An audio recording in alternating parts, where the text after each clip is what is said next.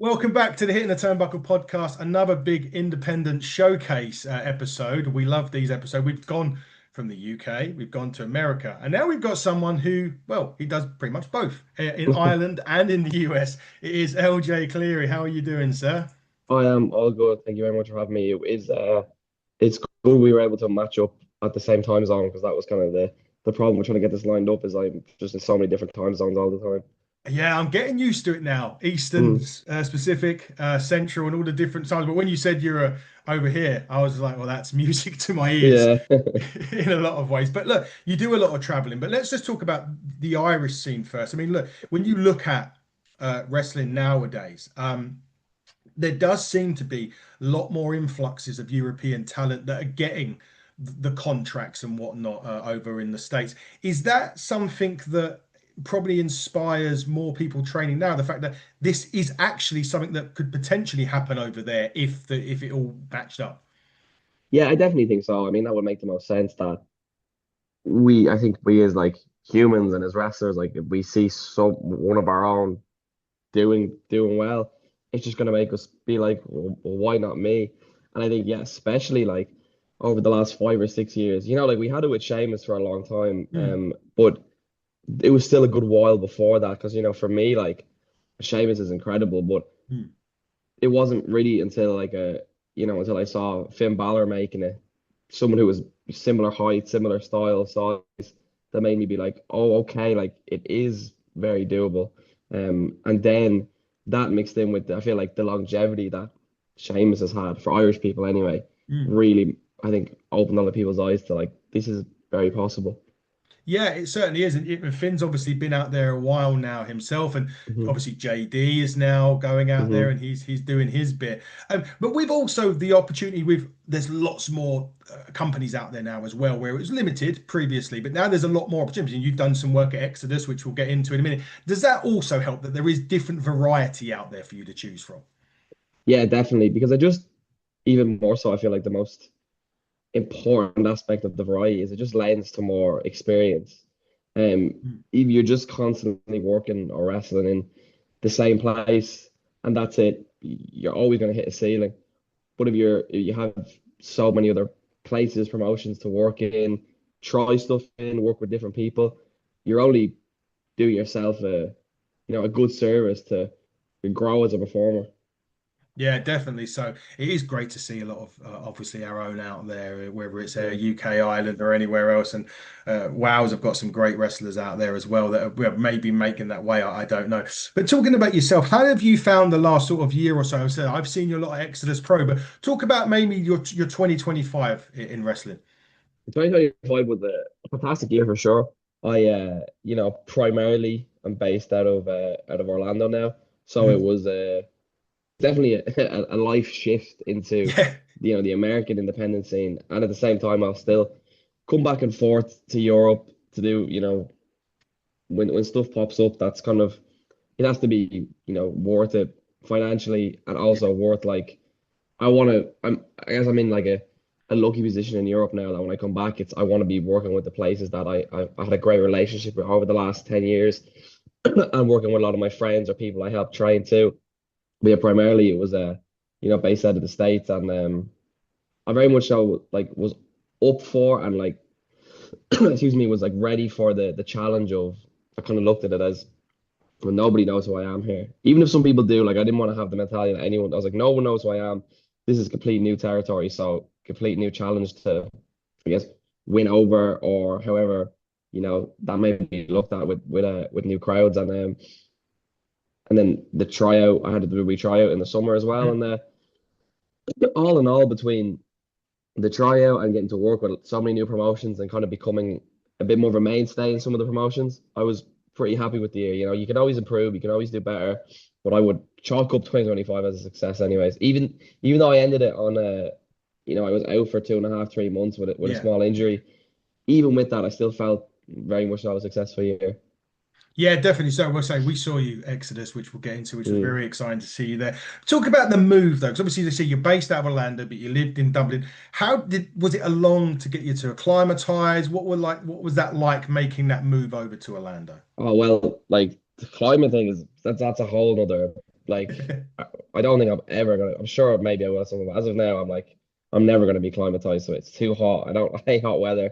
But even though like 2025 was like the move to Orlando or like to base out of Orlando. I very much so I've been kind of full time gone from Dublin since October 2023 because that's when I went to Yeah. Japan for the first time. So Mm. I'd already kind of been very much full time removed from home for 2 years. So that adjustment of it wasn't the hardest, luckily. So I Yeah. kind of had like a soft idea of this is what it's like to be away from home. But the weather, oh, get rid of it. It's too hot. I Well, like the cold. as you probably know, it ain't much better since you've come back. Well, I don't know in Ireland. So yeah, I got back home like 2 days ago and it has been miserable to be fair. Yeah, so Yeah. you don't miss that. Although you do Yeah. get like in Orlando, do you get is it hurricane warnings or anything like that over Yeah, you get there? stuff like that that's kind of worrying that I never had to deal with before. Luckily, I've been all right up to now, but yeah, you don't have to deal with any of that in Ireland or in the UK. No, we don't. We get well, Hmm. we get a little bit of snow and the country comes to a Yeah. standstill. That's what happens, isn't Yeah. it, over here? But look, us talk some Exodus Pro. We say we're great friends over with Michael or EC3 as he's known, and Noah over there, the promoter. How did that come about? And when you're there with all of the great minds, because they get Aaron Stevens come there sometimes, and you get a lot of really good minds. Do they teach you different things? And is it a case of when you're there, also be a sponge and listen to what they've got to say? Yeah, I feel for me in general, it's kind of always been my personality in the sense of learning. Like I like to listen. People are when I do get to be in locker rooms with certain people and oh, what can I take from here?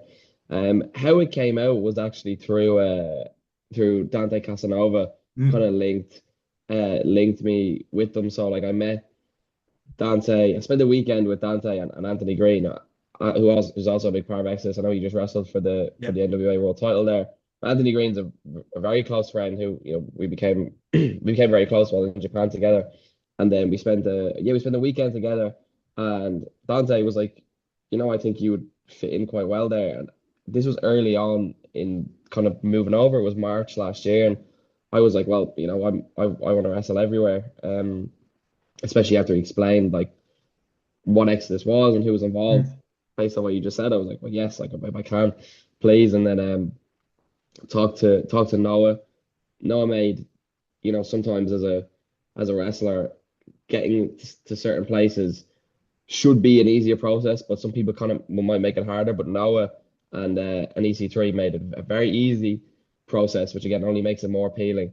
And then being there in terms of learning, specifically from EC3, I'm finding because he's got people like him have experience that well, even though now I'm 13 years in, as of yesterday, there's still a whole other aspect of TV wrestling that like I haven't got mm. to experience yet, and like he's someone who's done that at so many different levels. So there's a whole other side of this that it's almost sometimes hard as an independent wrestler to try and learn. You can't really learn it until you're in one of the companies. So getting to speak to him and work with him has given me like a lot of very good insight into what this looks like. So yeah, like the experience as a whole at Exodus has been amazing from the beginning of even just the process to get there and then working with everyone has been fantastic. It's a great locker room, it's a great roster, it's just a great atmosphere to be honest.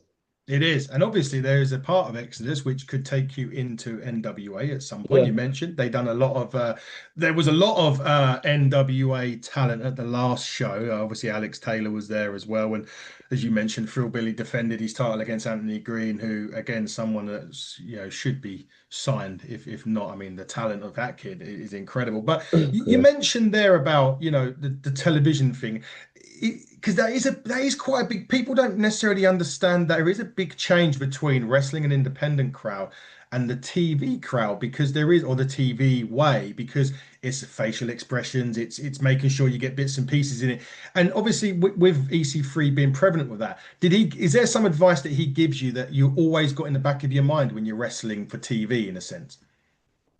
I wouldn't say it's like I can't say there's like one specific bit of advice, but Mm, there's a I guess idea that he's spoken about a little bit or like a ideology of the simplicity of things and the analogy he used to me before was like the iPhone, like the original iPhone, and how, Steve Jobs' whole perspective was to have this one thing that has one button, there's three buttons on it, and that's it.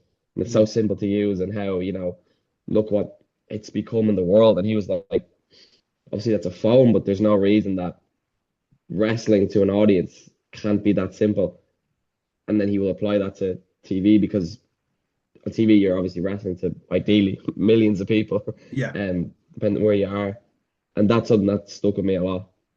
Yeah, that was must have been. Sometimes it's the smallest things, isn't it, that make the biggest impact or Yeah, difference impact. in what you're doing. Hmm. But you did appear on Raw once, obviously. How was that Yeah, for you?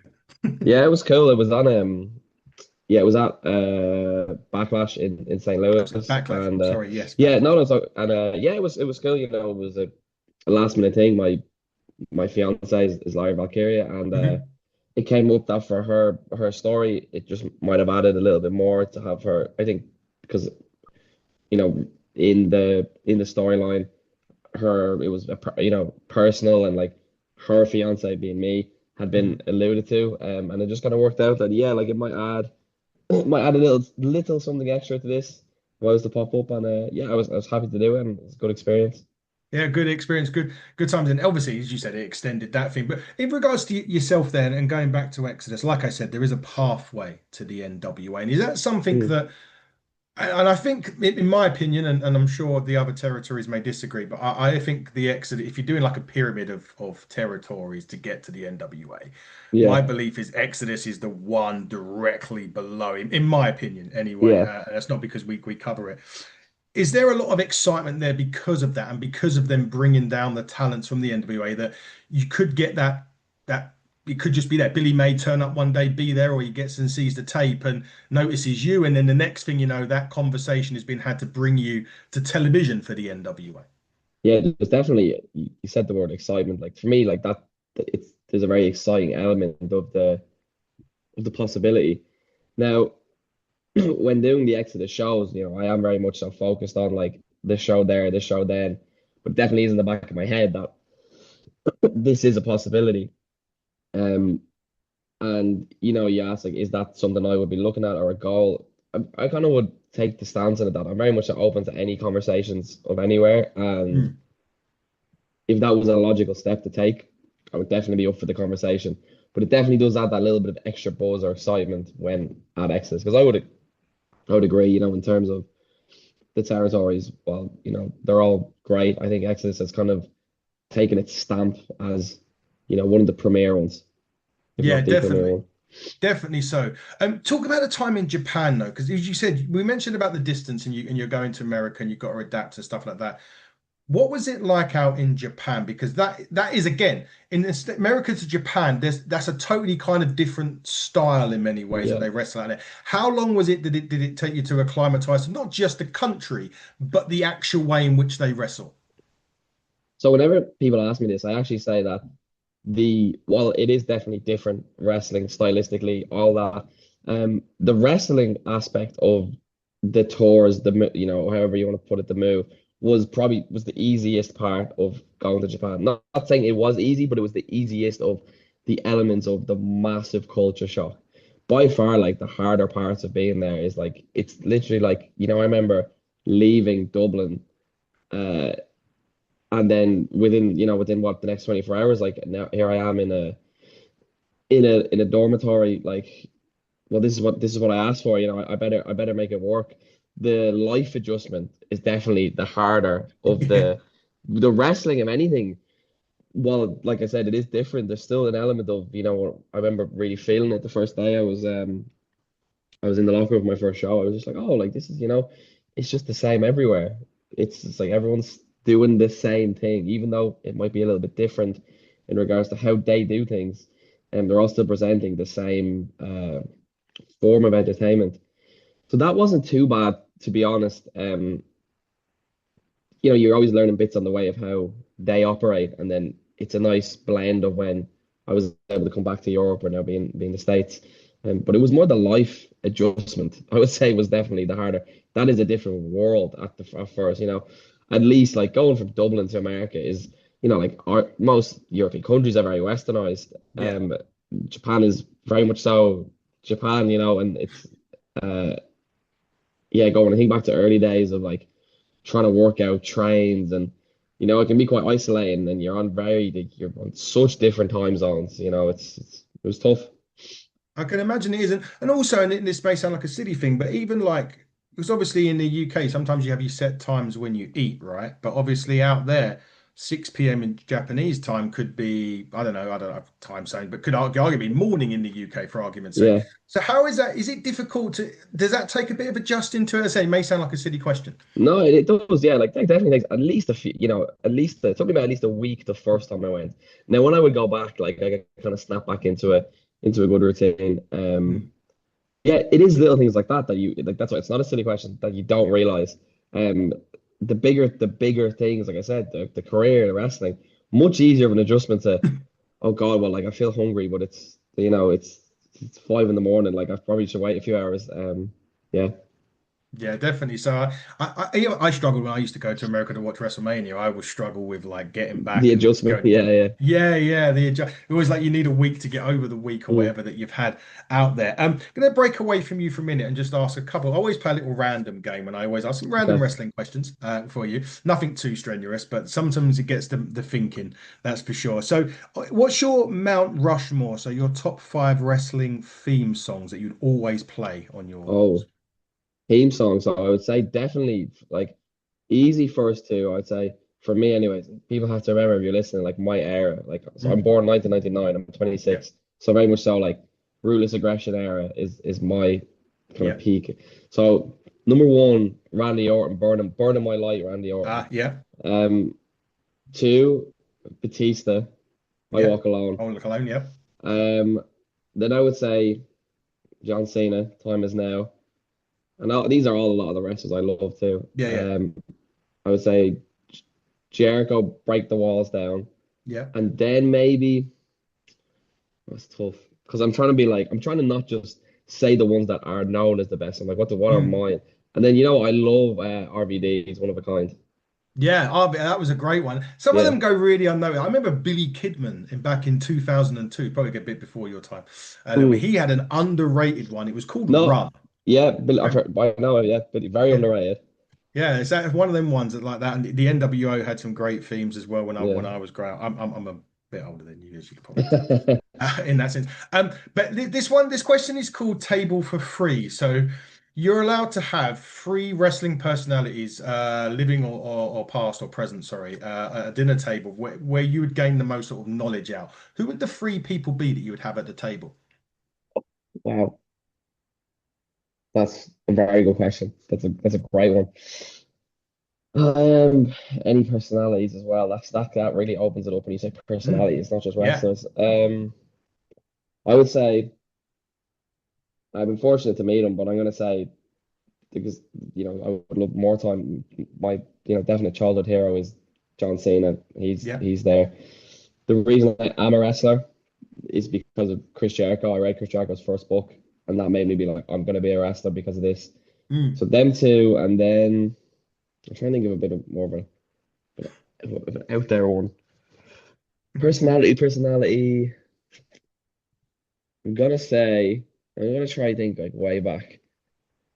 I'm gonna say Macho Man. That's someone. Macho Man. Yeah, I'm gonna say Brilliant. Randy Savage. Yeah. That would be awesome. I always say that mine are not wrestlers. I have one that I Mm, would have, which would be the Undertaker at my mm, table, definitely. But then I would go, and they're a little bit controversial. I would say Paul Heyman would be one side, hmm and then the other side, I'm torn between Eric Bischoff or Jim Cornette. Oh, yeah. Like I did start thinking about like Bischoff and stuff. Bischoff and Bobby Heenan popped into my head Heenan, before yeah, before Macho Man. yeah, Oh, they're the ones. I'm gonna keep it. Oh, but like I actually, so I love Eric Bischoff's podcast. So I Yeah. would love. Oh, I don't know. No, all right, I'll keep it the way I said it. I'm not gonna change it. Keep it the way you said it. I've had the pleasure of speaking to Eric on here a few times, and hopefully Oh, he'll that's very come on cool. again. He's been a great conversation. I'll tell him that you thought about him if Yeah, I yeah, speak yeah. about him. I do. I really enjoy listening to him. Yeah, he's great. I mean, look, I always say a lot of them are like Marmite, right? You love them or hate Mm, them, and that's but one thing you do is respect them because of what they've yeah. brought to the business, whatever way you look at it. And you've disappeared off my screen, Sorry, LJ. yeah, yeah. I don't know. Am I back now? Yeah, That's yeah. it. You're I don't know back. what. Yeah, yeah. That's all right. Not that's not a problem. It was like a 5 second blip, which is fine. Mhm. Not a problem at all. All right. So, if you could have a band play you out to a wrestling show, what band are you choosing? Can this band be? Do they have to be like living, active, or? Anything you want, anyone you Well, I'm a big like. I love pop music. Um, want. I love pop music. Do you know what? I'm gonna say. Well, see, I now I don't know. Depends on another question that might get asked. But if it's just specifically a band, Michael Jackson's my favorite artist of all time. So Mhm. I'm just gonna pick the Jackson Five.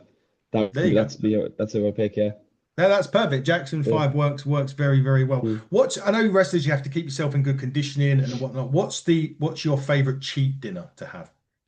Oh, just probably. Actually, I only had it like 2 days ago. Um, and it might be a cop out to be honest, because it's not the most like it's some people might listen and be like, oh, what? So I think specifically Domino's pizza in Ireland, I think is amazing.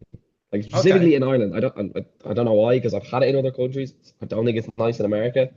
Don't think it's nice in many other places, but in Ireland specifically, um, I love it. So that's when I'm here because it also, me and a few of the lads will try line it up together. Like, all right, we all want one.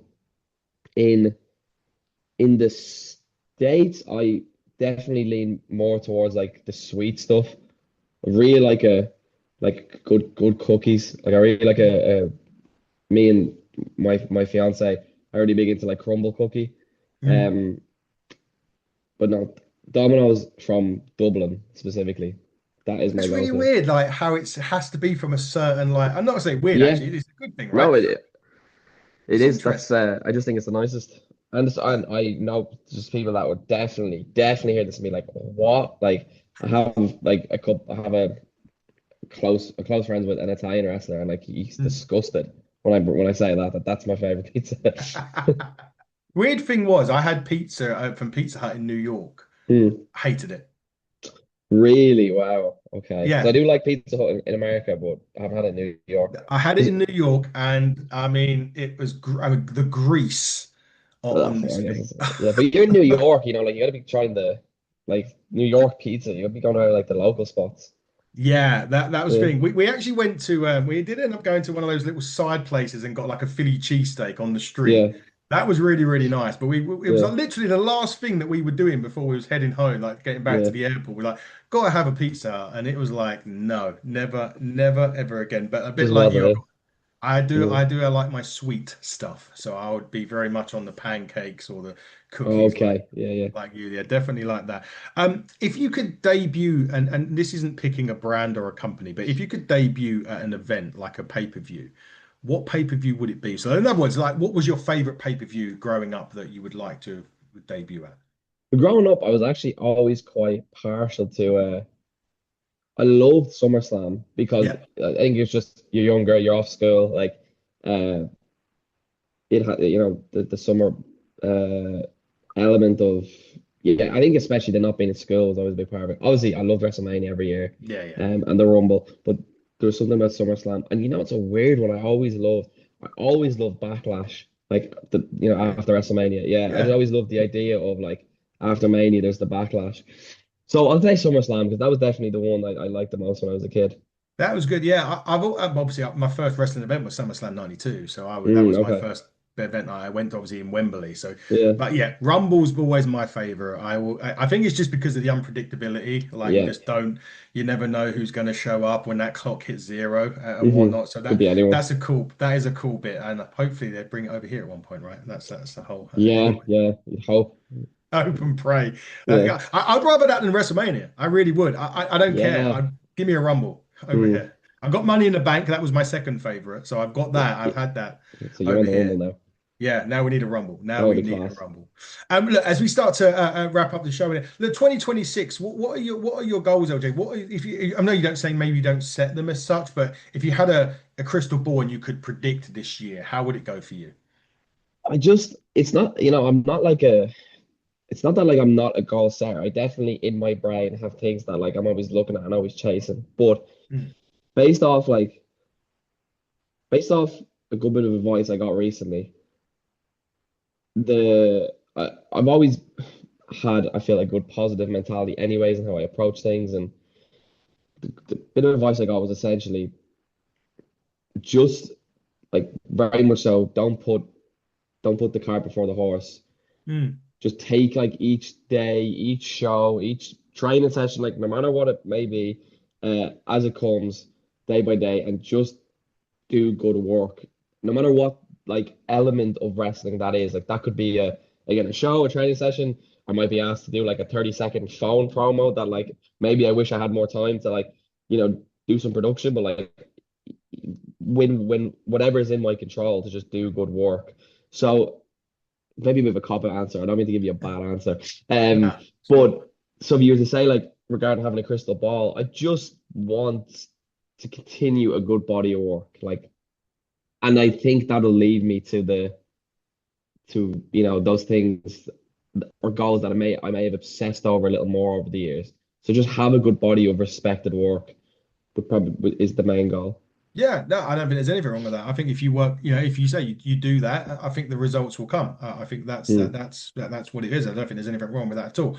But what have you got coming up that you can announce, and where can people find you on socials? Where can get people book you as well on socials or with? So my socials are at LJ underscore Cleary. It's on Instagram and Twitter, I don't know, X, whatever, whatever people call it now. I would say that coming up. So I'm in Europe at the moment. I've a good busy month currently, like in the middle of a busy month. You can if you go to my Instagram. I just put up my whole schedule. As I go back to the States at the beginning of March. The show I'm probably most looking forward to is Big Time Wrestling in San Francisco, California at the Newark Pavilion. That's March 20th. And then April 15th in Vegas, midnight show. Sean Henderson presents. I'm wrestling Jonathan Gresham, which is Oh, a match I've wanted for a very long time, being someone that is very much so. I really like, I've always been very attracted to technical wrestling. I've yeah. always tried to make that a big part of my style. But, in my head, there was always two people I needed to wrestle to really kind of see, well, like, am I actually good at this? One was Zack Sabre Jr., who I was very fortunate to, during a six-man tag at New Japan Dominion in 2024, to get in there with, and I feel, prove myself. And the other was Gresham. So, I've got a singles match against Gresham, Mania week in Vegas. Uh, that is probably, what I'm kind of most laser focused on at the moment. As again, like even though, like I said, I'm very much trying to take it one day at a time, but there's still that obsessive part of me that's like, that's what I'm saying, like tunnel vision. Yeah, definitely. So, just a quick one on that before we wrap up. You mentioned technical wrestling. Does it get its plaudits? Because I always feel that people always remember, they will always remember the hot, the 30-second high spot or the crazy bump. And Yeah, people don't always, I mean, I like Zach is one of my favorites. So, give you an idea, he's one of yeah. my favorite wrestlers. I can sit and watch a technical wrestling, a William Regal, a Zack Sabre Jr., Jonathan Gresham all day long. Does it get its plaudits that it should do, or does it kind of go under the radar a little bit? I think it may go under the radar a little bit, but I don't think it's because it's not appreciated. I think it's because wrestlers don't commit to doing it. Mm, And not that, and it's all case by case. So does it fit to I adore that style. It's probably if in ring what the style I'm best at, but I might not put it in all the time because it might not fit. But when it does fit, I will commit to making it memorable. And that's the thing. I think some wrestlers maybe have the mentality of it doesn't work because of what you just said. Like people don't appreciate it. But in my head, I'm like, but they appreciate it when Zack Sabre does it or when mm. Gresham does it because they're willing to commit to it, and that's what I think is missing. So that's something I'm trying to do as well. Be very much so like I would like it to be an attribute known to me when spoken about. At least I'm trying. Again, the commitment is what I feel maybe missing, because Yeah. it is I think one of the best forms of pro wrestling. Yeah, no, it absolutely is. So if you wanted people to sum up LJ Cleary in 3 words, what would you like it to be? Is this just um as a person or as specifically as a wrestler or like Both. all? Both, yeah. I would say a beautiful life. That's 3 words. Yeah, Well, there you go. I don't think we yeah. can do any better than that. LJ, look, I appreciate you taking your time out of the schedule No, thank to you for come and having me. talk to me. It's been fantastic talking to you. Look, I wish you the best of luck in Thank you very 2026. I look much. forward to seeing, hopefully, on an Exodus show as well in the Yeah, future. I do. Just to touch on that quickly, I was meant to be on Exodus. I remember it was October 11th, but literally the week before is when I picked up the The unfortunate injury. injury. Yeah. I speak to Noah all the time. Like, now it's just like what we were trying to line this up. It's just about lining it up. I Yeah. would confidently say that I think I will be back this year, and I'm very much so looking forward to it. Let's hope so. We'll look forward to seeing you there. But guys, this has been a Hitting the Turnbuckle podcast with one of the most exciting stars on the scene, LJ Cleary. We look forward to seeing you in 2026, and we look forward to seeing you guys soon. But until then, everybody, buckle down, stay safe, and good night.